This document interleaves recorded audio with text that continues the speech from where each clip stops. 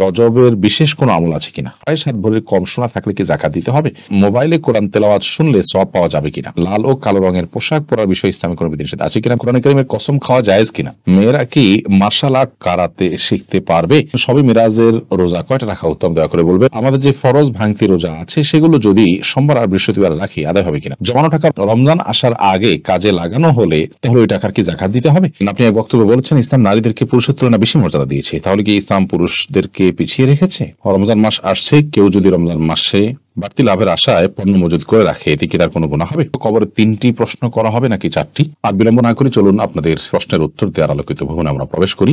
নাজমা জামান এর থেকে আপনি লিখেছেন 7.5 ভরির কম সোনা থাকলে কি যাকাত দিতে হবে। উত্তর হলো না, এর কম সোনা থাকলে যাকাত দিতে হবে। এমনি ফাহাদ হোসেন আপনি লিখেছেন মোবাইলে কোরআন তেলাওয়াত শুনলে সওয়াব পাওয়া যাবে কিনা। অবশ্যই সওয়াব পাওয়া যাবে ইনশাআল্লাহ বিদিনিল্লাহ, তবে কোরআন কারীমের তেলাওয়াত কিংবা আপনার লাইভ শোনা সেটা সন্দেহাতীতভাবে অধিকতর উত্তম হবে, কিন্তু রেকর্ডেডটা শুনলেও যে কোনো উপকার হবে না বা সওয়াব হবে না ব্যাপারটি সেরকম নয়। নুরুন্নাহার খানম নদী আপনি লিখেছেন লাল ও কালো রঙের পোশাক পরার বিষয়ে ইসলামী কোনো বিধিনিষেধ আছে কিনা। মেয়েদের জন্য কোনো নিষেধ নেই, যে কোনো রঙের পোশাকই তারা পড়তে পারবেন। ছেলেদের জন্য কোনো কোনো বর্ণ থেকে লাল, জাফরান কালার বা হলুদ বর্ণ এটা ব্যবহার করার ব্যাপারেই আপনার নিরুৎসাহিত করা হয়েছে, সেটাকে অনেক ফুকাহা কেরাম মাকরুহ বলেছেন। রমজান হোসেন আপনি লিখেছেন কোরআন কারীমের কসম খাওয়া জায়েজ কিনা। কোরআন কারীমের কসম হয় না, কসম হবে আল্লাহর নামে। নবী করিম সাল্লাল্লাহু আলাইহি ওয়াসাল্লাম বলেছেন মারাদা ইয়াহলিফা ফালিয়াহলিফ বিল্লাহি আও লিয়াসমুত, যদি কেউ শপথ করতে চায় তাহলে সে যেন আল্লাহর নামে শপথ করে অথবা সে চুপ থাকে, অর্থাৎ অন্য কোনো কিছুর নামে শপথ করা যাবে না, শপথ করতে হবে মূলত আল্লাহ তাআলার নামে। ফয়াজ আহমদ আপনি লিখেছেন মেয়েরা কি মার্শাল আর্ট কারাতে শিখতে পারবে। মেয়েরা মার্শাল আর্ট কারাতে তাদের যে বলয় আছে, মেয়েরা শিখলো, মেয়েরা শিখালো, তাদের মধ্যে থাকলো, তাদের সেফটির জন্য, নিরাপত্তার জন্য এই প্রশিক্ষণ দিল, সেটি জায়েজ আছে। যেটা শিখতে গিয়ে তাদের কোনো প্রকার পর্দার ব্যাঘাত হবে না, সে বিষয়টি নিশ্চিত করে তারা শিখতে চাইলে শিখতে পারেন, অসুবিধা নেই। তাহা ইসলাম ইকরা আপনি লিখেছেন সবে মিরাজের রোজা কয়টা রাখা উত্তম দয়া করে বলবেন। বোন তাহা রজব মাসের 27 তারিখে সবে মেরাজের সময় আমরা অনেক উদযাপন করি। মূলত কোন হাদিস থেকে এই সময় বা এই দিনে মেরাজ ঘটেছে, মেরাজের ঘটনা ঘটেছে এরকম কোন বর্ণনা প্রমাণিত নয়, যার কারণে সবে মেরাজের যেখানে সবে মেরাজ বলতে এই দিবসে মেরাজ হয়েছে, মেরাজ তো হয়েছে সত্য, কিন্তু এই দিবসে হয়েছে এই বিষয়টি যেখানে প্রমাণিত নয় সেখানে এইটিকে কেন্দ্র করে রোজা রাখার প্রশ্নই ওঠে না। বিধায় সবে মেরাজের কোন রোজা আসলে কোন বিশুদ্ধ হাদিস দ্বারা বর্ণিত হয়নি। ফারজানা ফাতেমা আপনি লিখেছেন আমাদের যে ফরজ ভাঙতি রোজা আছে সেগুলো যদি সোমবার আর বৃহস্পতিবার রাখি আদায় হবে কিনা, নাকি অন্যদিন রাখতে হবে তা জানাবেন। বৃহস্পতিবারও আপনি রাখতে পারেন, অন্যদিনও রাখতে পারেন, সেটা এখন তো আপনার ইচ্ছা। সোমবার বৃহস্পতিবারের যে সুন্নত রোজা আছে সাপ্তাহিক, একসঙ্গে আপনি দুটি নিয়ত করার সুযোগ নেই, অর্থাৎ এইভাবে নিয়ত করলেন যে এটা আমি সুন্নত রোজা হিসাবে রাখলাম আবার এটাকে ফরজ রোজা হিসাবে রাখবেন, এরকম ডাবল নিয়ত করার কোনো সুযোগ নেই। আপনি সোমবার বৃহস্পতিবার দিনটাকে হয় আপনি সাপ্তাহিক সুন্নাত রোজা হিসাবে নিয়ত করবেন অথবা এটাকে আপনি ফরজ রোজা হিসাবে নিয়ত করবেন।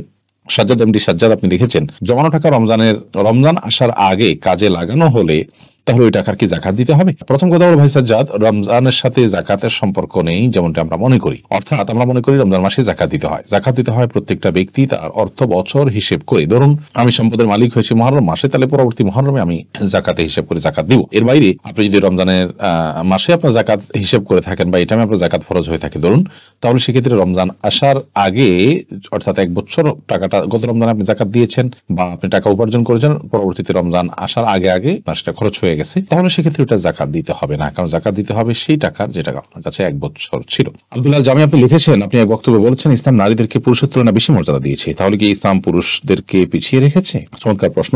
যদি হুবহু এটুকুই বলে থাকি আমি, তার আগে পরে আর কোনো কথা এই কথার ব্যাখ্যা বোঝার মতো না থাকে, তাহলে বুঝতে হবে যে আমার প্রকাশের ত্রুটি ছিল। মূলত ইসলাম নারীদেরকে অনেক বিষয়ে মর্যাদা দিয়েছে পুরুষের চাইতে বেশি, আবার অনেক দিক থেকে পুরুষকে আল্লাহ রাব্বুল আলামিন মর্যাদা দিয়েছেন বা বেশি দিয়েছেন নারীর চাইতে। মূলত ইসলাম সমতায় বিশ্বাসী নয়, নারী পুরুষের মধ্যে ন্যায্যতায় বিশ্বাসী। ন্যায্যতা সমতার মধ্যে পার্থক্য হলো কোন জায়গায় নারীকে অধিক দেওয়ার মধ্যে ন্যায্যতা, আবার কোন জায়গায় পুরুষকে অধিক দেওয়ার মধ্যে ন্যায্যতা। কোন একটা দিক সম্পর্কে হয়তো বলতে গিয়ে আমরা বলেছি যে পুরুষের চাইতে নারীদেরকে বেশি মর্যাদা দিয়েছে। আর আরেকটি বিষয় হলো যে যখন নারী নিগৃহীত ছিল, যুগে যুগে নারী নিগৃহীত নানা কারণে, তো আল্লাহ রাব্বুল আলামিন অনেক দিক থেকে তাদেরকে বিশেষ মর্যাদা দিয়ে, বিশেষ সম্মান দিয়ে তাদের সেই নিগ্রহের জবাব মূলত দিয়েছেন, নিগ্রহকারীদের জবাব দিয়েছেন। তো সেই জন্য ওই অ্যাঙ্গেল থেকে কথাটি বলা, মৌলিকভাবে আল্লাহ রাব্বুল আলামিন যাকে যা দেয়া প্রয়োজন তাকে তা দিয়েছেন। তিনি ন্যায়সঙ্গত আচরণ ছাড়া কোনো কিছুই করেন না। আল্লাহ রাব্বুল আলামিন নিজে ইনসাফ করেন, যার কারণে তিনি কারোর প্রতি কোনো অবিচার হয় এমন কোনো কিছু করেননি। একে রাজন আপনি লিখেছেন রমজান মাস আসছে, কেউ যদি রমজান মাসে বাড়তি লাভের আশায় পণ্য মজুদ করে রাখে এতে কি তার কোনো গুনাহ হবে। যদি কেউ খাদ্য শস্য এগুলোকে মজুদ করে এবং এগুলো নিজের এলাকাতে উৎপাদিত হওয়া ফসল থেকে যদি সেগুলো বাজারে আপনি কিনে রেখে দেন এই উদ্দেশ্যে, যাতে করে ক্রাইসিস সৃষ্টি হয়। অর্থাৎ আপনি আটকে রাখলেন, ফলে ক্রাইসিস সৃষ্টি হলো, পরবর্তীতে যখন দাম বাড়লো তখন আপনি বিক্রি করলেন। অথবা আপনি জানেন যে এভাবে সবাই মিলে যখন মজুদ করে রাখবে, দোকানদাররা সরিয়ে রাখবে, পাওয়া যাবে না, তখন বাজারের মধ্যে হাহাকার হবে এবং দাম বৃদ্ধি হবে। তো এটাকে আরবিতে হাদিসের ভাষায় ইহতিকার বলা হয়। নবী করিম সাল্লাল্লাহু আলাইহি ওয়াসাল্লাম বলেছেন, মান ইহতাকারা ফাহুয়া খাতি, যে ব্যক্তি ইহতিকার করে বা পণ্য এভাবে মজুদ করে সে ব্যক্তি অপরাধী হিসেবে বিবেচিত হবে। সহিহ মুসলিমের হাদিস থেকে স্পষ্ট বোঝা যায় যে এইভাবে পণ্য মজুদ করা জায়েজ নয়। হ্যাঁ, যে সমস্ত পণ্যগুলো মজুদ করা ছাড়া উপায় নেই, যেমন কথার কথা আলু, পেঁয়াজ, এই পণ্যগুলো মজুদ করার উদ্দেশ্যই হয় বারমার যাতে ভোক্তারা সেটি পায় এবং বারমার যাতে সেটি মার্কেটে থাকে। এখান থেকে ক্রাইসিস উদ্দেশ্য এবং ক্রাইসিস কমান উদ্দেশ্য, কারণ এগুলো নির্দিষ্ট সময় হয়ে থাকে, বছর জুড়ে ব্যবহার করতে হয়।